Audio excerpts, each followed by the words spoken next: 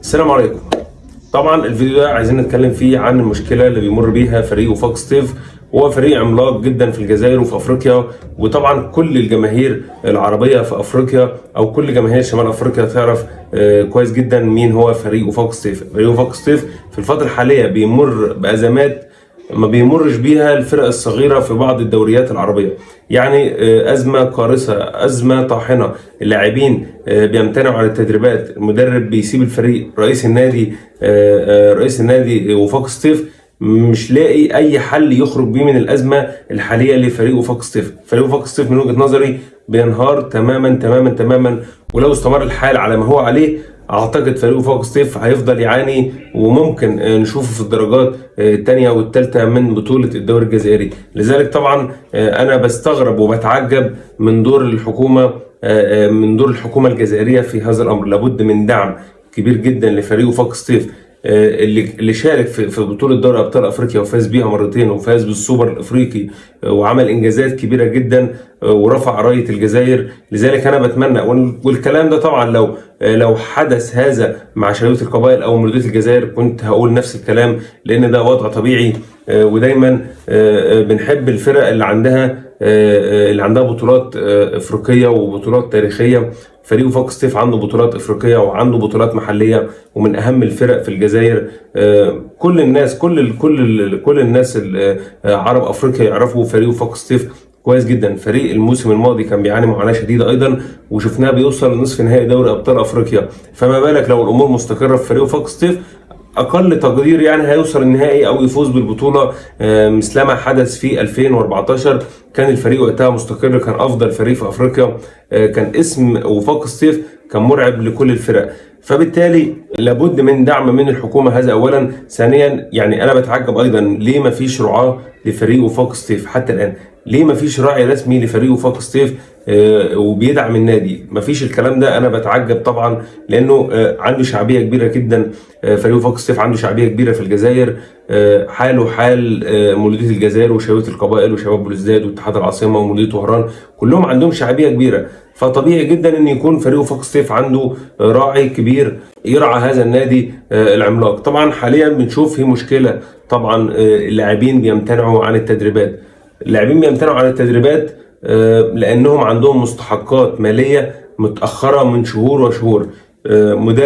مدرب كبير طبعا، مدرب حسام البدري كان بيدرب الاهلي وكان بيدرب منتخب مصر وكان بيدرب فرق كتيره كبيره في افريقيا. الاهلي طرابلس الليبي افضل فريق في ليبيا في الوقت الحالي، كان بيدرب المريخ السوداني من افضل الفرق في السودان. فبالتالي هو مدرب معتاد على المنافسه على البطولات.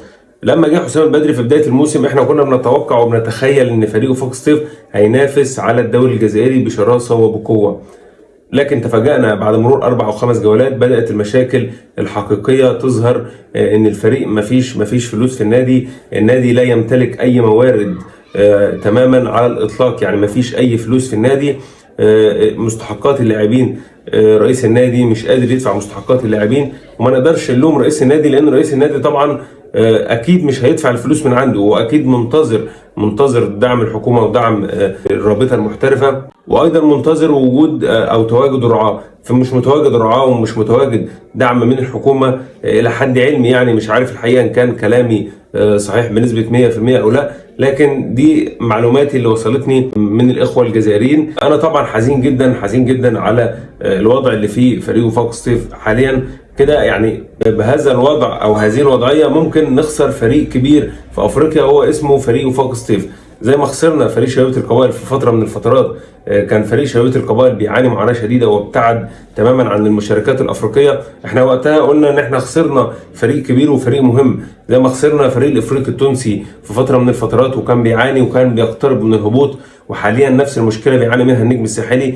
دايما بنبقى، او انا على المستوى الشخصي بكون حزين جدا لما بشوف فريق كبير عنده تاريخ وعنده بطولات افريقيه كبيره وعنده اسم كبير وبنشوف الفريق ده بيبدا يختفي. انا بكون حزين جدا، وبتمنى كل المسؤولين في الجزائر حاليا يقفوا بجانب او الى جانب فريق وفاق سطيف لكي يخرج من هذه الازمه، لان طبعا مش عايزين نخسر فريق وفاق سطيف اللي عنده جماهيريه وعنده بطولات وعنده تاريخ كبير. واتمنى ان شاء الله ايضا ان يبقى في راعي رسمي تبع الحكومه او مش تبع الحكومه، المهم يكون في راعي رسمي لفريق وفاق سطيف في الايام المقبله عشان يرجع فريق وفاق سطيف للوضع الطبيعي يقدر ينافس.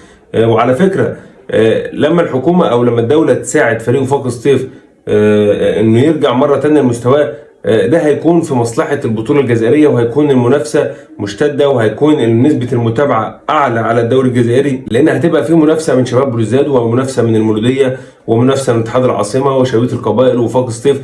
انت كده يعني عدد المنافسين على البطوله الجزائريه هيبقى اكتر، فبالتالي البطوله هتستفاد، وده هيكون في مصلحه البطوله. المنافسه هتكون مشتده ومشتعله، انما انك تبعد فريق كبير عن المنافسه ده هيأثر عليك بالسلب وهيأثر على البطولة. يعني البطولة نفسها، البطولة الجزائرية هتخسر كتير جدا لو فريق وفاق سطيف ابتعد عن المنافسة وابتعد عن حصد الألقاب. نتمنى طبعا المشكلة تتحل، ونتمنى ان الدوري الجزائري يبقى المنافسة زي ما اعتدنا عليها في السنوات الماضية، المنافسة تكون ما بين 4 و5 فرق والمنافسة تستمر لآخر جولة.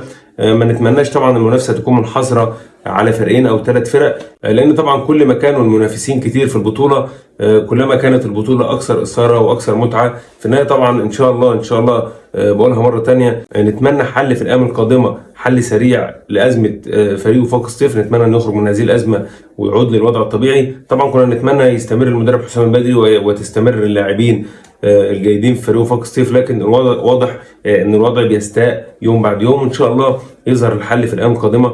انا في النهاية طبعا انا بشكركم شكرا جزيلا.